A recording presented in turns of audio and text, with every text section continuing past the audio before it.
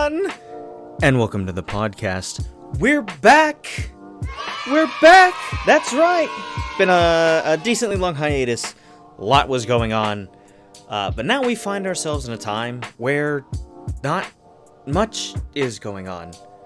So, welcome to quarantine. And this video will explain to you why you should learn a card game during quarantine. So, obviously card games, a lot of people look at it and going, oh, that's all for, kids, that kind of stuff, blah, blah, blah. But I'm going to tell you wrong. So card games are very fun. It is a very fun social event. It is something that you can play with a bunch of different people, and later on down the line, if you wish to pursue card games, then you can certainly take this to something more professional, like a tournament.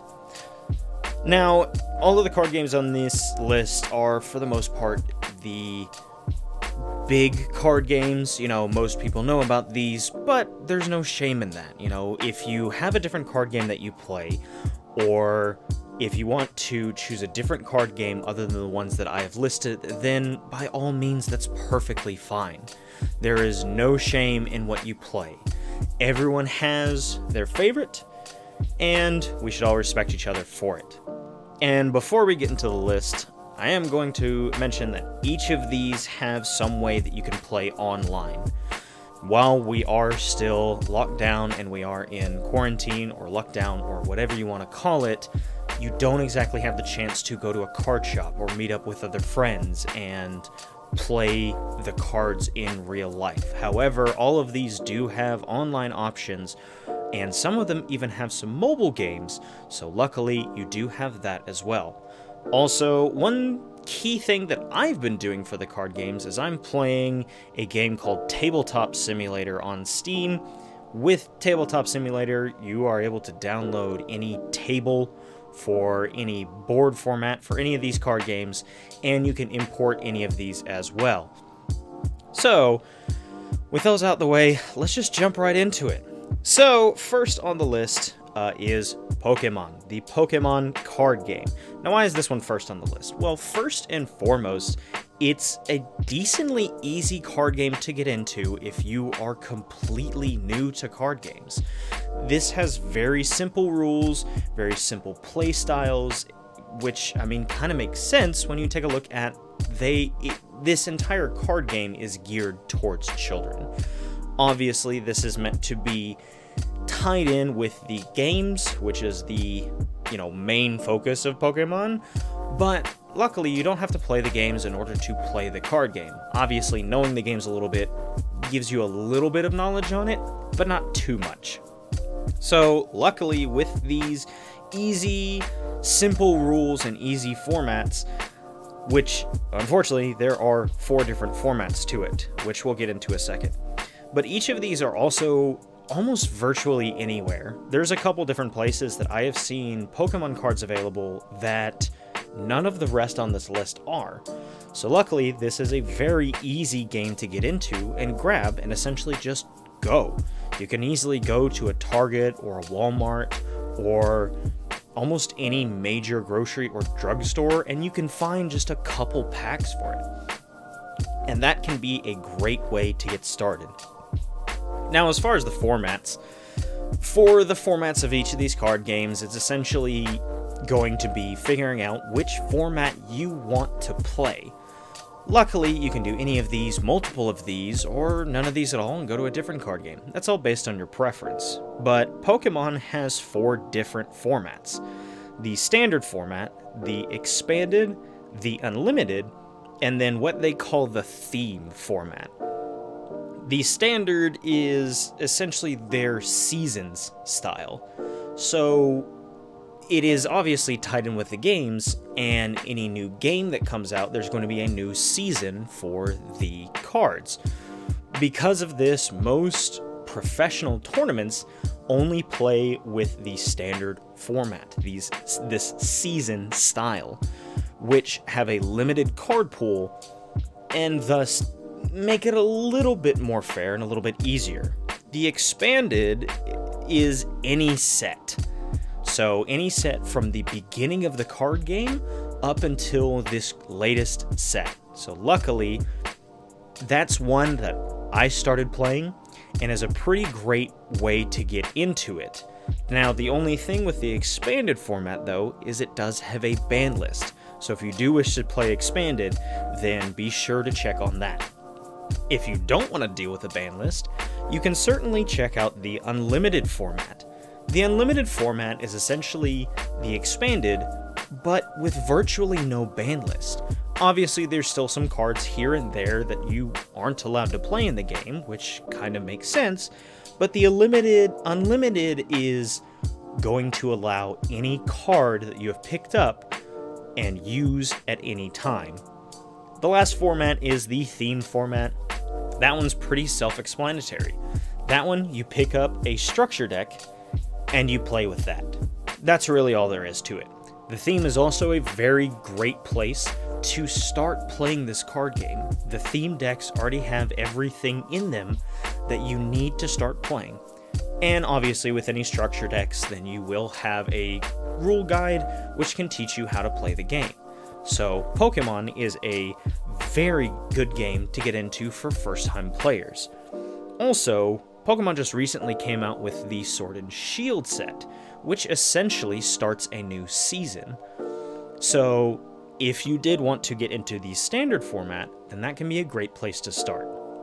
Finally, with Pokemon, you do have the online aspect for it. Pokemon Company has their own online version of the TCG, which is available for PC, and I believe it is also available for mobile phones. Because of this, that's another great way to get into the card game, start learning some of the rules of it, and also play with a bunch of other people online. This is a great one to get into, and that's why it's number 1 on the list. For number 2 on the list, we have Cardfight Vanguard.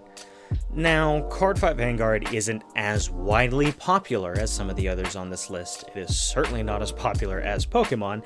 However, it is relatively easy to learn, at least for one of the formats for it. It has some decently simple rules if you are new to card games, which luckily makes it very easy to get into.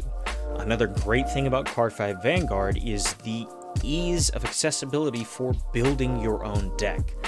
Unlike Pokemon, unfortunately, where you pick 1 or 2 types and fill a deck that way, but have so many cards at your disposal, within the standard format of Vanguard, you pick a clan, one of the variations of the decks in the card game, and really only have a limited pool to choose from. Because of that, it is very simple to build a deck from that, and obviously with plenty deck profiles online. Now, for the formats of Vanguard, there are 2 variations. Only 2 this time, luckily. There is the standard format and the premium format. Standard is similar to Pokemon Standard. It is a certain set up until this point, which luckily is a lot more elongated than the Pokemon sets, so there is a decent number of cards at your disposal, but not as many as Premium. Premium is any cards from the beginning of the card game until now. Both formats have their own ban lists, so if you do build a deck, then be sure to take a look at that.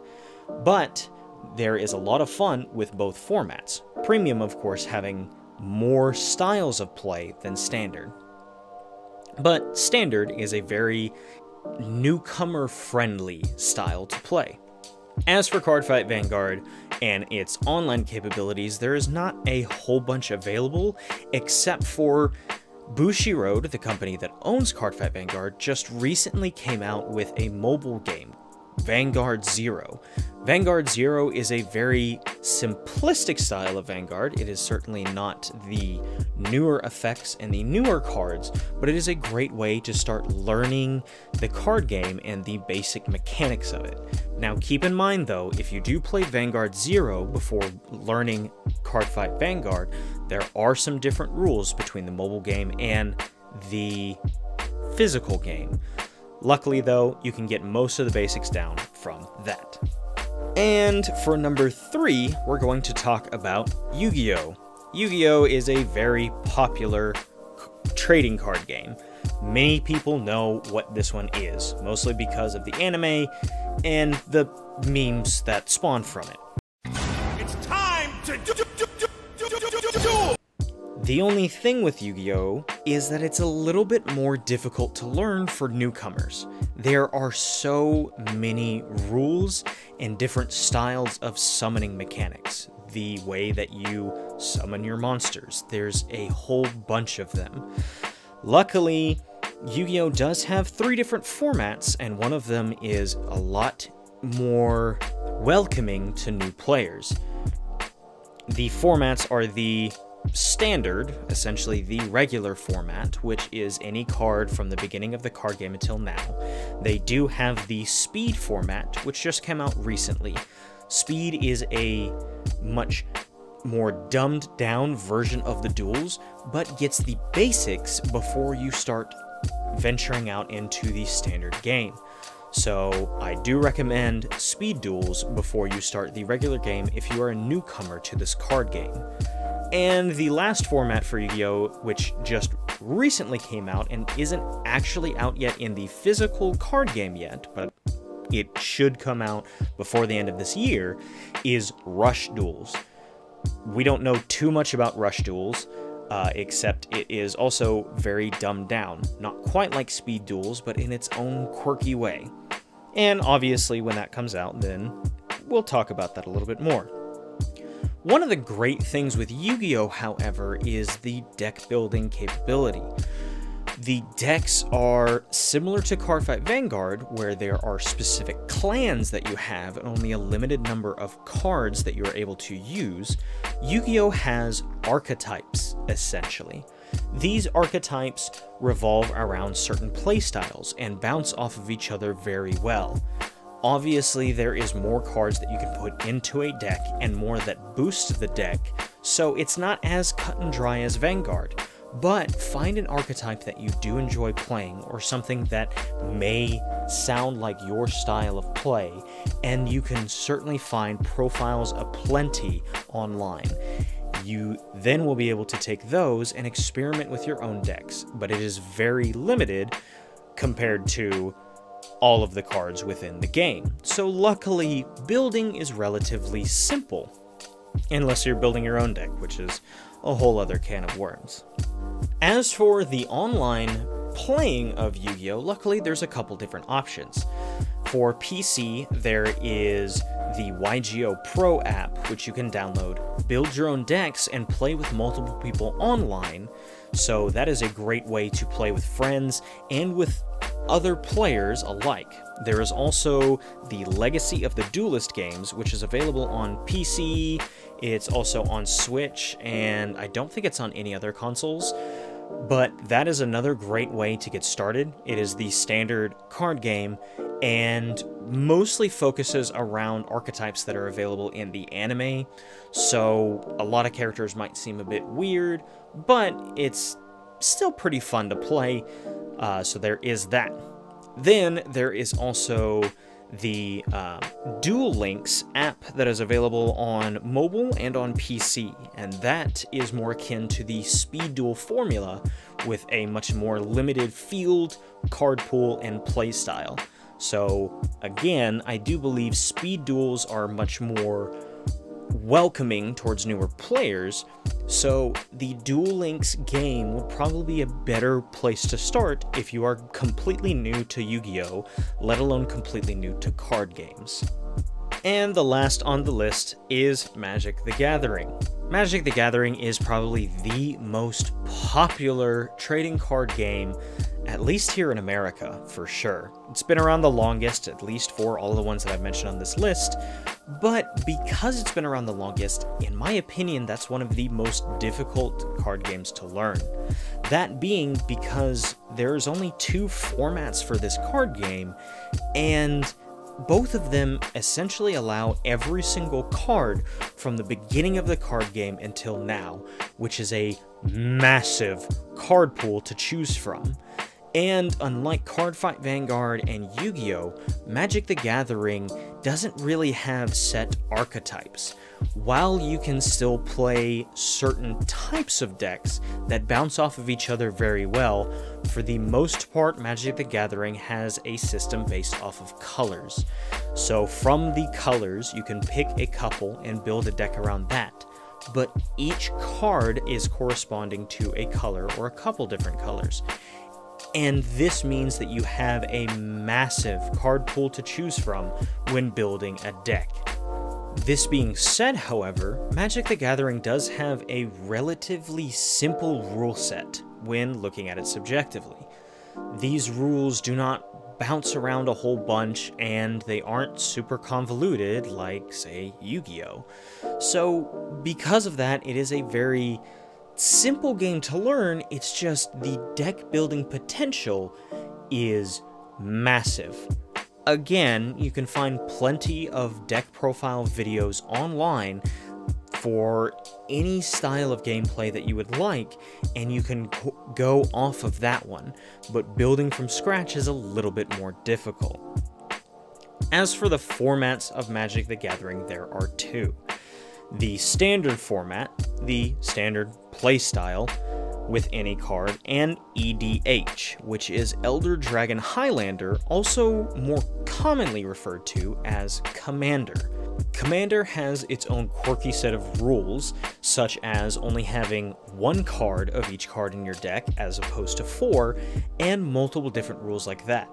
It is a fun variation of the game, but definitely is a little bit more interesting, and I might recommend learning Commander after learning the base game and the basics of the game itself. As for Magic the Gathering and its online potential, Magic the Gathering has their own online app known as Magic the Gathering Arena. That is a great way to learn the card game and play against a bunch of other people while you gather your own cards and make your own decks. So that is definitely a great place to learn it. And that is the list of the 4 card games that I personally recommend for learning during this lockdown, and ways that you can play them online. All of these card games are wonderful in their own right. I personally play every single one of these, not every format, but they are still so much fun to play. And that's why I want people to learn a card game during this lockdown. Card games are a very social event. You are able to meet a whole bunch of players from your respective game and learn all kinds of tips, tricks, and recommendations for almost anything. All of these communities are so helpful for one another and are able to be so supportive for every single newcomer and professional alike. And that's why I always recommend a card game. It is something fun, it is something collectible, and it'll be a great community to get into as well. Now, a couple honorable mentions for a couple different games. There is Weiss Schwarz, Future Card Buddy Fight, and Force of Will. These are also 3 card games that I've heard wonderful things about. I don't play yet, but I look to play soon. Maybe I'll be learning those during this lockdown. So hopefully you guys enjoyed the list. If I missed something, then be sure to let me know down in the comments, and let me know what you are learning, whether it is a new card game entirely or a new format of a card game that you played previously. Be sure to let me know down in the comments, and I will see all of you guys next turn.